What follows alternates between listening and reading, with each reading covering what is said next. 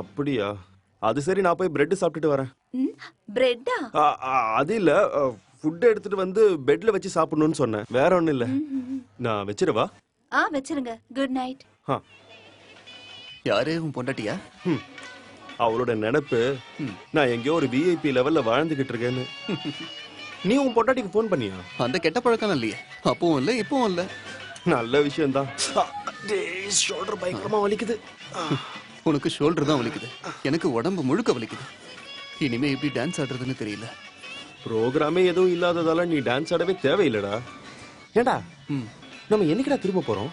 இப்பதானே வந்திருக்கோம், அதுக்குள்ள போணுமா? நீ உன் காரை எடுத்துட்டு வந்திருந்தனா நம்ம 2 பேரும் சீக்கிரமாவே ஊருக்கு போயிருக்கலாம். இங்க பாரு, அந்த காரை பத்தி நீ பேசாத.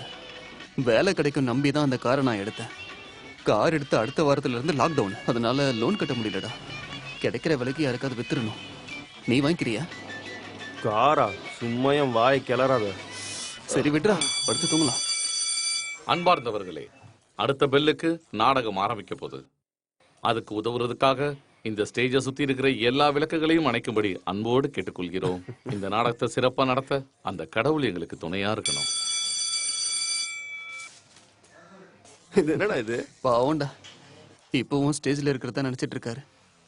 நீ படுத்துக்கோ, காலையில ப்ரோக்ராம் இருக்குல்ல. படு படு. போ பையா, இதர் நான் இங்க படுத்துக்கிட்டுமா? அம்மா, ஐயா.